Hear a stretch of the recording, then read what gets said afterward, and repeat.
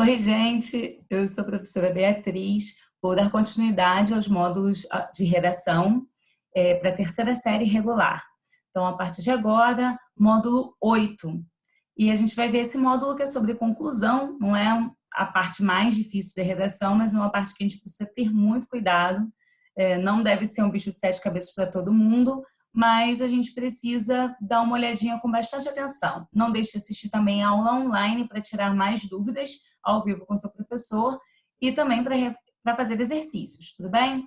Vou abrir com vocês os slides e a gente vai dar uma olhada no que a gente tem aqui de exemplos para compartilhar, tá bom? Então vamos lá. Como eu falei, esse é o módulo 8 e o tema desse módulo é partes do texto dissertativo e a parte específica da conclusão. Então, nos módulos anteriores, vocês já tiveram acesso à introdução, ao desenvolvimento, provavelmente aos tipos de desenvolvimento, e agora a gente vai estar olhando, então, para a conclusão, certo? E aí, a gente primeiro precisa ter, dentro das considerações gerais, uma atenção, e eu trouxe aqui esse desenho que serve de meme para muitas coisas, para a gente tomar um cuidado, né?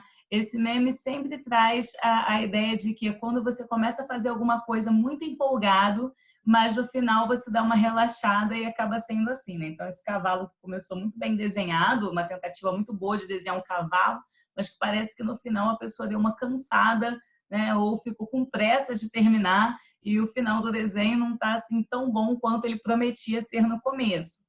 E ele é um bom exemplo de quando você começa a fazer a redação na maior empolgação, mas fica com preguiça de terminar ou tem que correr na conclusão. Então, tome esse cuidado, porque assim como a introdução, assim como o desenvolvimento, o último parágrafo é muito importante. Ele é tão importante quanto os outros. Ele precisa estar também bem feito. Não adianta a gente ter um primeiro contato com a redação do candidato num concurso, ver uma introdução linda, bem feita, construída, cheia de referências, um desenvolvimento com bom argumento, uma boa comprovação, e aí gastam 1000 linhas, no final fica 3 linhazinhas para terminar e corre, aperta tudo. Ou o tempo está esgotando porque deixou para fazer redação por último e na hora de concluir, conclui com pressa e aí não sai, né, da mesma qualidade. Às vezes não teve um planejamento. Então, sabe como é que introduz? Até consegue desenvolver, mas como não planejou muito bem, não consegue concluir, vai no fluxo da escrita.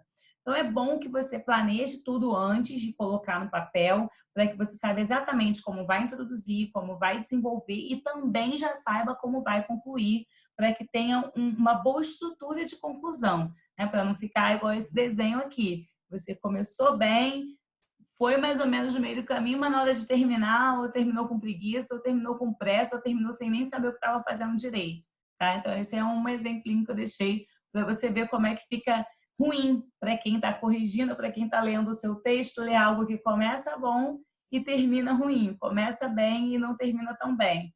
E aí você tem essa impressão quando olha esse cavalinho aí, tá? Bom, o objetivo e função de uma conclusão. Chega a parecer meio óbvio quando a gente fala sobre os objetivos e funções da conclusão. Porque o que eu posso dizer depois, né, que a gente introduz isso aqui? Eu vou dizer que a função da conclusão é concluir. E você provavelmente aí do outro lado está fazendo um duh, né? O óbvio que é concluir, professor, é a conclusão. Mas não é assim tão óbvio. Eu não sei se alguma vez você já recebeu uma redação corrigida e aí no final tinha um ponto de interrogação, alguma coisa escrita assim: cadê a conclusão? Ou faltou concluir. E aí você pensa assim, pô, mas tem 4 parágrafos. Tem um parágrafo e tem um ponto final, então é óbvio que eu concluí. Ou, pô, tem 5 parágrafos, não é óbvio que a conclusão esse aqui é o último? Não basta ter um último parágrafo para você garantir que você concluiu um texto. Não é só colocar um ponto final para você garantir que concluiu um texto. Você, no máximo, parou de escrever. Mas para você garantir que concluiu um texto, você tem que ter a preocupação de fazer o leitor perceber que o texto acabou, que você finalizou as ideias que você introduziu e desenvolveu ali dentro daquele texto. Então, a conclusão, ela tem que ter cara de que fechou, finalizou, amarrou as ideias que você já vinha trabalhando ao longo daquele texto. Não pode parecer que só terminou porque a quantidade de linhas acabou, ou porque você não tinha mais o que dizer, ou porque, sei lá, você já estava cansado de escrever, senão fica igual o cavalinho do slide anterior. Tem que ter cara de que você deu conta de tudo e que você está encerrando, que você está amarrando as ideias daquele texto. Aí sim você concluiu. Colocar um ponto final não significa que você encerrou o seu texto. Você precisa, mais do que isso, ter um parágrafo que deixe claro para o leitor que você finalizou, que você terminou as ideias, que você concluiu as ideias que você estava desenvolvendo ali ou defendendo ali, tá? E aí, para você ficar mais entendido, a conclusão, eu tirei isso aí da sua apostila, né? A conclusão, ela tem essas três ramificações aí de coisas que são importantes você garantir nesse último parágrafo. Evidenciar, que é o final da redação, né? Você tem que começar esse parágrafo dizendo assim, olha, a gente está caminhando para o final, mas não de maneira óbvia, eu vou mostrar no próximo slide como não fazer e como você pode fazer. Não seja tão óbvio, mas indique que você está indo para o final da redação. Sintetiza a sua argumentação, então não é hora de você introduzir mais nenhum argumento novo, mas é hora de sintetizar tudo que você já falou antes. E é hora de ou manter o interesse que o eleitor já estava tendo no seu texto, ou talvez até elevar esse interesse. Lembra que a gente fala muito que a primeira impressão é a que fica, mas a última também. Então, começar bem e terminar bem o texto é muito importante, porque é a última coisa que fica na cabeça do leitor antes de te dar a nota. Então, naquele último parágrafo, você precisa ou manter o mesmo nível de interesse que você já tinha conseguido colocar lá no alto desse leitor, ou até elevar, se for possível, tá? Ou até melhorar ainda essa expectativa, esse interesse, aliás. Você já garantiu a expectativa ao longo do texto e, no final, você manteve ele interessado nas coisas que você tinha a dizer. Ele está interessado na sua opinião. Então, você tem que fazer isso, garantir isso até o final. Não pode, quando chegar no último parágrafo, ele... E não era bem o que eu estava imaginando, não é uma opinião tão interessante, porque não terminou legal. Ele tem que, ao final, ainda estar garantindo esse interesse, tá? Sobre evidenciar o final da redação, toma alguns cuidados, que é o que eu vou te mostrar aqui. Tem umas dicas aí para você. Não use, para mostrar que está finalizando, termos como conclui-se, concluindo, para concluir, para encerrar, em resumo e em suma. Não use termos desse tipo, porque eles deixam muito óbvio que você vai terminar. Ele é quase como se você estivesse chamando meio que o leitor de burro, né? Ó, eu vou terminar, hein? É o último parágrafo, eu vou terminar. Você tem que dar uma dica que vai terminar usando conjunções ou locuções conjuntivas, termos que indiquem que será uma conclusão e não anunciar a conclusão. Quando você faz assim, conclui, se você anunciou a conclusão. O que você precisa fazer é evidenciar.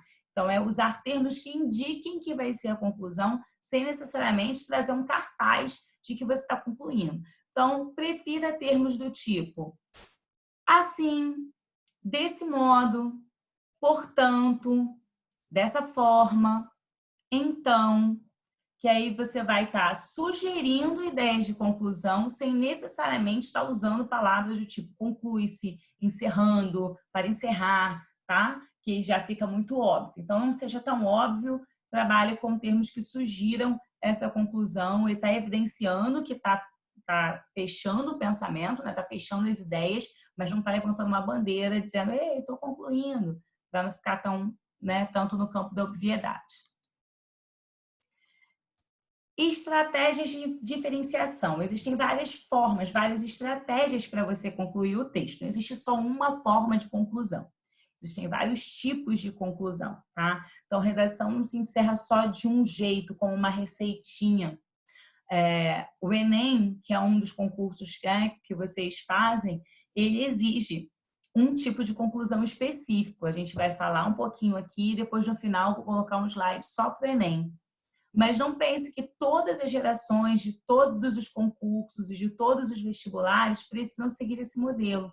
Esse modelo é um modelo exigido pelo Enem, mas em outros concursos não se estabelece qual tipo de conclusão que você precisa usar. Então, você pode optar em outros concursos por outros tipos de conclusão. E aí eu vou te mostrar algumas estratégias diferentes para concluir, tá? Vou começar, inclusive, com essa do Enem, que é a estratégia como proposta de intervenção. Tem algumas pessoas que utilizam o nome proposta de solução. Mas proposta de solução é um termo complicado, né? Porque você não consegue ali em 30 linhas solucionar um problema complexo que normalmente é apresentado como tema da redação. Ninguém espera que um jovem vestibulando resolva um problema tenso, né, da educação, da violência, do transporte, porque se fosse fácil, alguém já teria resolvido. Então, a gente não espera que seja uma proposta de solução, mas uma proposta que pudesse intervir no problema. Na verdade, o que se espera é que o autor da redação desenvolva alguma proposta que vá minimizar ou atenuar ao máximo aquela realidade negativa que está sendo apresentada na proposta. Então, ninguém espera que você salve o mundo, né? Que você apresente uma proposta super inovadora de solução que ninguém nunca tenha pensado. Espera-se que você apresente uma proposta que intervenha, né? Que seja uma proposta de intervenção que vá, pelo menos, minimizar ou atenuar da maneira melhor possível que você compreendeu para aquela realidade. É por isso que ela precisa ser muito bem explicada, porque você vai ter que mostrar como essa ação que você pensou pode ser capaz de minimizar tão bem essa problemática, pode ser capaz de atenuar tão bem essa problemática, certo? Então, ela precisa ser muito bem explicada quando você tiver que fazer uma conclusão por proposta de intervenção. Mas não fica quebrando. Às vezes os alunos ficam assim, não, mas isso eu não posso propor porque isso já existe. Ou isso eu não posso propor porque isso não resolve o problema todo. Ninguém está esperando que você resolva todo o problema, mas que proponha algo que seja efetivo para minimizar de maneira adequada, né, e eficiente, né, de alguma forma eficiente, esse problema que está sendo levantado. Aqui tem um exemplo. O exemplo aqui é de um tema de consumismo, né? O tema era consumismo, comportamento natural ou prejudicial? E aí a conclusão, esse aqui já é o último parágrafo, né, de conclusão. Perceba que foi usado um portanto, mas não exatamente no início da frase. Colocou um pedaço da frase, vírgula, portanto, vírgula. Fez um deslocamento do portanto para o meio da frase, depois do início, né, da frase, que é um recurso estilístico que você pode usar tranquilamente, tá? Em vez de começar com, portanto, fica evidente que o consumismo, fez uma inversãozinha ali e colocou. Fica evidente, portanto, que o consumismo exagerado contribui para o agravamento das mazelas do país. Para reverter tal quadro, deve-se procurar o resgate da cultura nacional e a recuperação de valores. Essa é a ação de intervenção. Procurar o resgate da cultura nacional e recuperação de valores. Aí ele vai continuar, o autor vai continuar, por meio da mídia, e vai explicar. Assim, em vez de propagarem ou comprar, os veículos de comunicação propagarão o educar, fundamental na construção de um país justo. O tênis perfeito será finalmente substituído por um Brasil mais igualitário. Perceba que logo no início da conclusão foi retomada a ideia central do tema debatido, né? O tema era sobre consumismo, então logo no início da conclusão fez-se uma retomada ao tema, né? Usando ali algumas palavras diferentes da frase, tema do texto, até mesmo diferente do que possa ter sido usado na introdução, a gente não sabe, porque aqui a gente só tem a conclusão, mas ele retomou a ideia de consumismo exagerado.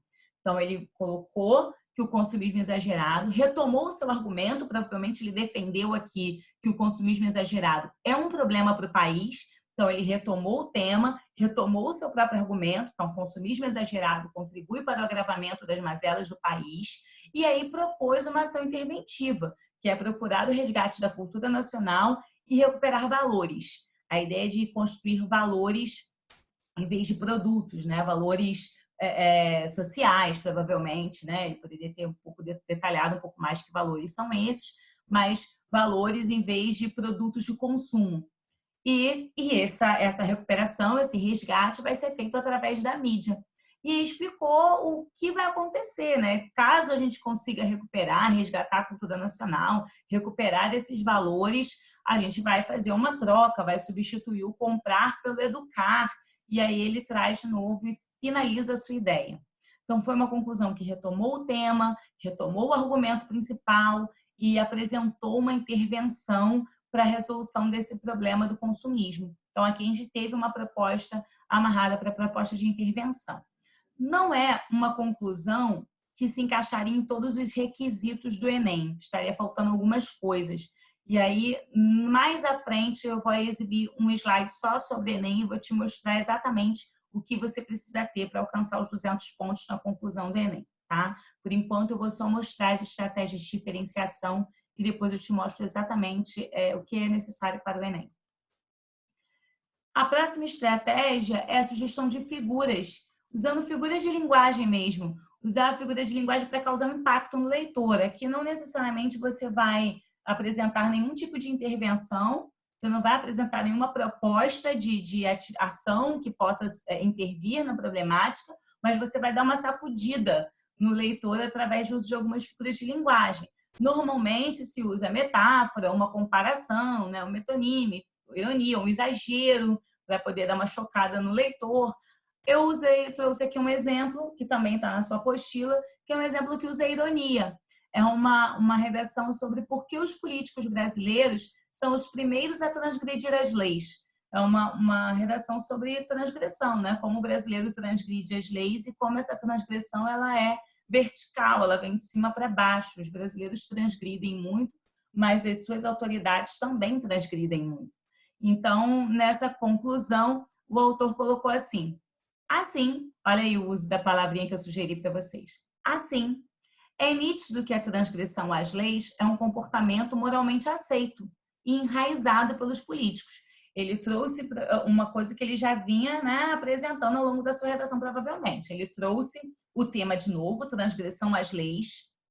Ele colocou que era por parte dos políticos, que era algo que estava no tema, então trouxe de novo para a conclusão a ideia central do tema. Veja como isso é importante. Você precisa sintetizar as ideias, e para sintetizar as ideias, você retoma a ideia central do tema, né? E o que você abordou ali de argumentação.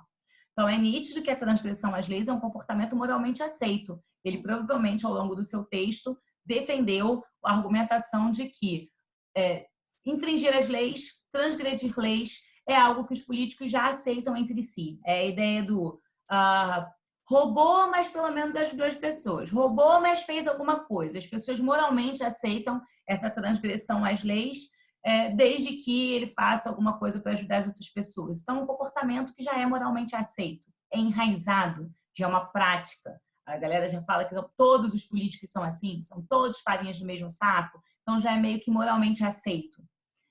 A julgar por suas últimas ações, a única solução plausível seria a legalização do comportamento corrupto. Isso é uma ironia. Olha o que ele está dizendo. Bom, já que é um moralmente aceito, então vamos legalizar a corrupção. A gente faz o seguinte, a gente legaliza a corrupção, a gente bota a corrupção na lei, a gente torna legal a corrupção, e aí o que vai acontecer? Talvez desse modo, em se mantendo a coerência dos nossos estimados representantes, o brasileiro poderia orgulhar-se de viver em um país mais honesto, porque já que transgredir as leis vai ser a própria lei, então o político que já é corrupto, pelo menos uma vez na vida, vai estar dentro dessas leis, porque a lei vai ser a corrupção. Então ele trabalha com a ironia. Bom, a única forma do político estar dentro da lei é a gente tornar a corrupção algo legalizado. Aí ele vai ser corrupto, então ele vai estar dentro da lei. É isso que ele trabalhou aqui com uma ironia, mostrou como é absurdo esse momento que nós vivemos e fechou a redação dele. A Bia, pode fazer isso? Pode, numa redação UERJ você poderia fazer, numa outra redação de um outro vestibular fora do estado. Não é o tipo de conclusão que o Enem aceita, porque ele exige que seja uma proposta de intervenção. Mas em outros vestibulares, em outras provas, super tranquilo, tá? Intertextualidade. vocês estão acostumados a fazer muita intertextualidade na introdução, mas também é possível fazer na conclusão. Você faz referências culturais, relaciona a escritores famosos, frases de cientistas, filósofos, né? Personalidades em geral, desde que haja, óbvio, né? Coerência com o que você está dizendo, que não seja uma frase solta, mas que você consiga relacionar ao pensamento. Não pode só chegar e citar, conforme diz fulano, e botar lá. Você tem que estabelecer uma relação com aquilo que você está escrevendo. E aqui nesse exemplo, o tema da redação era a valorização do corpo humano. E aí o autor do texto colocou, desse modo, olha aí, outra palavrinha que eu te sugeri usar lá. Fica ligado nisso. Desse modo, olha como é que ele traz o tema. Sempre inicia a conclusão trazendo o tema. Fica fácil perceber que vivemos em um contexto de valorização relativa do corpo, com os indivíduos preocupando-se muito mais com a aparência e menos com a essência. Esse provavelmente foi o argumento que ele usou. Ele foi falar de valorização do corpo e falou, olha, preocupa-se muito mais com a aparência do que com a essência. Então, ele trouxe o tema e trouxe também um pouquinho daquilo que ele defendeu. E aí ele veio com a intertextualidade. Nunca a frase de Vinícius de Moraes, aí botou entre travessões, as feias que me desculpem, mas beleza é fundamental, foi seguida tão literalmente. A despeito do pedido de desculpas, o poeta estava equivocado. Saúde e inteligência é que são fundamentais, né? Ele usou aí a frase do Vinícius de Moraes, o Vinícius até pede desculpa e continua a sua frase, ele diz, não, mesmo pedindo desculpa, o poeta está equivocado, ele não falou coisa legal, porque, na verdade, saúde e inteligência são superiores à aparência, então não adianta ela ser bonita se não tiver saúde e inteligência. Ele trouxe ali uma frase do Vinícius, relacionou, não soltou só a frase, ele estabeleceu relação com aquilo que ele já tinha falado antes, que é as pessoas estão se preocupando mais com a aparência e menos com a essência. E finalizou relacionando, então, a frase do Vinícius e dizendo, olha, saúde e inteligência que são fundamentais. Então, não adianta soltar a frase quando você faz a intertextualidade. Vai ser necessário estabelecer a relação com aquilo que você está defendendo, tá? Por fim, a conclusão por reflexão, muito usada, inclusive, na UERJ, né? Consiste em buscar a essência ali do que você está apresentando, levantar uma questão, mostrar um plano mais elevado de raciocínio, trazer a reflexão para o leitor. Então, trazer um pouco de pegar o tema, pegar aquilo que você defendeu e levar para esse plano mais elevado de raciocínio, levando o leitor a pensar sobre aquilo, né? A refletir mais sobre aquilo. E aí tem aqui um exemplo, o tema é o trabalho infantil na realidade brasileira. E olha aí, mais uma palavrinha daquela que eu te dei a dica, o então. Só que, mais uma vez, em vez de começar o período com então, ele colocou, fica claro, vírgula, então, vírgula. Sempre que você não começa a frase com essa palavrinha, mas você desloca ela para depois, você tem que colocar entre vírgulas, tá? Então, fica claro, então, que o trabalho de nossas crianças não deve ser visto de modo generalizado, sobre uma ótica maniqueísta, ou para o bem ou para o mal. Um posicionamento mais objetivo dependerá de como a função desempenhada vai influenciar a vida do menor. Então, ele trouxe aqui, até então, a ideia de trazer o tema, né, o trabalho das crianças, trouxe o que ele defendeu, provavelmente, né, ele possivelmente, a partir... Olha como é que eu consigo, só olhando a conclusão do autor, entender o que ele defendeu no texto. Você percebeu isso nos exemplos? Eu só tenho a conclusão, eu juro para você, eu tirei da sua apostila, você pode, inclusive, ir lá, só tem a conclusão, não tem o texto todo. Mas eu consigo entender o planejamento desse autor só a partir da conclusão dele. Então, aqui, a partir da conclusão desse, eu consigo ver, ele trouxe de volta o tema, que é o trabalho infantil, e eu percebo que ao longo do desenvolvimento dele, ele defendeu que na realidade brasileira não necessariamente isso é um mal, que às vezes é necessário, ele defendeu que às vezes é necessário que a criança trabalhe em alguns aspectos. Ele disse, ó, não dá para ver sobre uma ótica maniqueísta, para o bem ou para o mal. Depende de como isso influencia na vida do menor. Então, provavelmente, ele colocou lá que não pode, o que não pode não pode atrapalhar os estudos, não pode atrapalhar a vida da criança, não pode atrapalhar o desenvolvimento de brincadeira. Ele deve ter apresentado algum aspecto positivo, que eu desconheço aqui, mas que ele deve ter apresentado no desenvolvimento dele. Aqui ele está dizendo, um posicionamento mais objetivo dependerá de como a função desempenhada vai influenciar a vida do menor. Contudo, o ponto central jamais pode ser ignorado nessa questão. Nessa questão, o que está em jogo são a felicidade e o futuro de um ser humano. Então, ele trouxe aqui muito mais reflexivo do que apresentar um ponto fechado. Assim, ele não encerrou a ideia, ele convidou a reflexão. Olha, não pode ser maniqueísta, não é só isso e isso. Tem uma outra coisa para pensar aí. Isso aqui é inegociável. Ele botou ali, ó, não pode, depende de como vai influenciar a vida do menor, ou seja, não pode influenciar negativamente, isso é inegociável, mas tem que colocar aí que o que está em jogo são a felicidade e o futuro de um ser humano. Então, ele relativizou bastante, né? Meio que ficou ali, deu uma relativizada e convidou para reflexão. Isso às vezes é um recurso que a gente tem quando o assunto é muito polêmico, muito polêmico. Convidar para reflexão é um posicionamento. Não significa necessariamente que você ficou em cima do muro, significa que você reconhece que precisa refletir mais e convida as pessoas a refletir mais sobre aquilo. Então, às vezes, você pode utilizar esse recurso de reflexão, construindo bem a reflexão. Aqui ele não só botou assim, vamos pensar sobre, ele apresentou o que era importante pensar sobre, né? E convidou o leitor, então, a esse tipo de reflexão. Repare que fez isso sem finalizar com pergunta. Não fechou a conclusão com perguntas retóricas, mas introduziu ali, sim, um ponto que é importante para refletir, tá? E aí, por fim, eu trago o slide que eu prometi para você sobre a questão do Enem, né? No Enem, a gente tem que ter obrigatoriamente a proposta de intervenção. Se não tiver proposta de intervenção, os pontos desse critério aí, eles acabam meio que zerados, né? São 200 pontos exclusivamente para a conclusão. E para a gente conseguir esses 200 pontos, é importante que 5 itens sejam atendidos. Que itens são esses?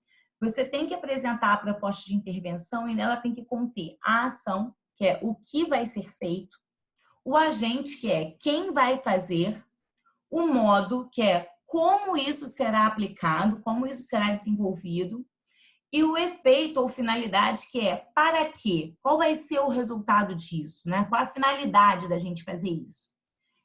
Buia, você só falou 4, aqui só tem 4. Ação, agente, modo e efeito. Qual é o quinto elemento? O quinto elemento é um detalhamento, tá?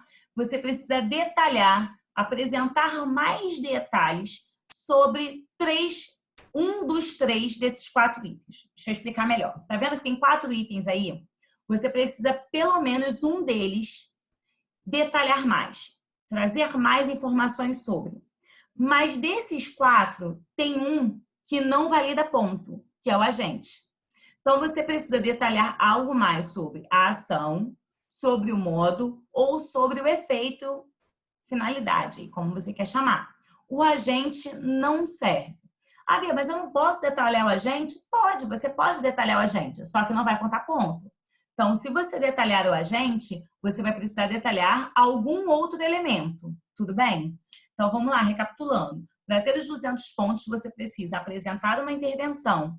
Essa intervenção tem que ser composta de ação, que é o que vai ser feito, agente, que é quem vai executar, o modo, que é como isso vai ser executado, e o efeito ou finalidade, que é para quê? Qual vai ser o resultado disso, certo? E precisa detalhar algum dos elementos, que não pode ser o agente, ou se detalhar o agente, precisa detalhar mais algum, certo? Então, para validar ponto, você tem que detalhar ou a ação, ou o modo, ou o efeito, certo? O que seria esse detalhar?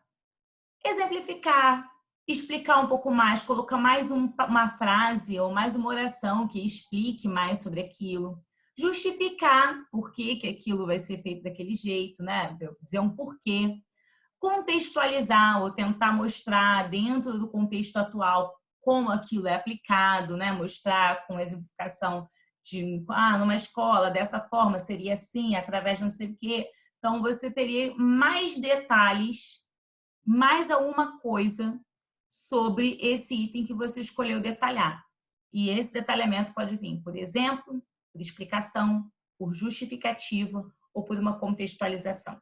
Se você botou a ação e colocou mais uma oração exemplificando essa ação, você já detalhou a ação.